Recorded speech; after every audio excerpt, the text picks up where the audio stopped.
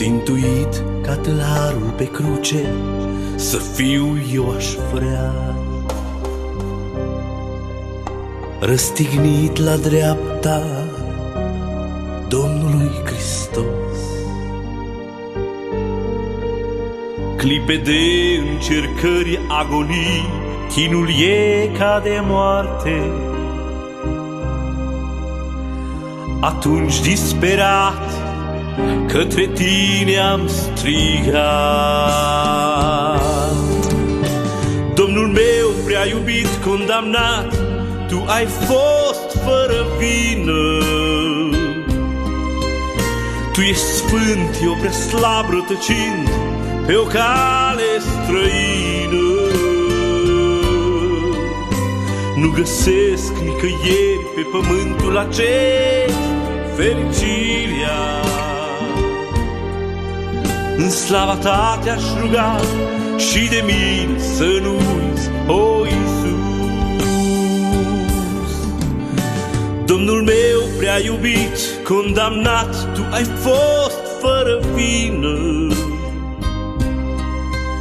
Tu ești sfânt, eu prea slab rătăcind pe o cale străină. Nu găsesc nicăieri pe pământul acest fericirea. În slava ta te-aș ruga și de mine să nu uiți, o Iisus. Ai pășit pe pământul de propria-ți mână creat. Pentru noi ai venit, însă eu am trăit în păcat. Iar acum împreună împărțind aceeași sentință, un tâlhar vinovat și o milă cerească ființă. Domnul meu prea iubit, condamnat, tu ai fost fără vină.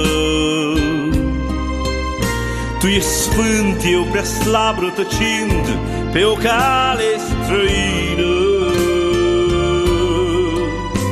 Nu găsesc nicăieri pe pământul acest fericirea. În slava ta te-aș ruga și de mine să nu uiți, o Iisus. Domnul meu prea iubit, condamnat, tu ai fost fără vină. Tu ești sfânt, eu prea slab rătăcind pe o cale străină. Nu găsesc nicăieri pe pământul acest fericirea. În slava ta te-aș ruga și de mine să nu uiți, o Iisus. Am privit spre Hristos printre spini, sânge sfânt se prelinge. Cât doresc să-L mângâi, dar nu pot, sunt deja pironit. E Hristosul Mesia, e El, inima mi se frânge. Chiar acum ce n-aș da să mă schimb până nu am murit. De-aș putea viața să mi-o reiau, timpul să-l întorc înapoi. Alte căi nu doresc, pe Iisus mereu l-aș urma. E deja prea târziu pentru mine, bezna este întoi.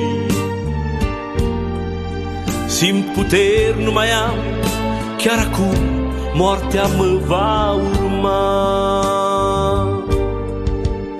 Dar deodată spre mine Hristos privirea-și îndreaptă. Ochii blânzi iubitori adânc sufletul mi-au pătruns.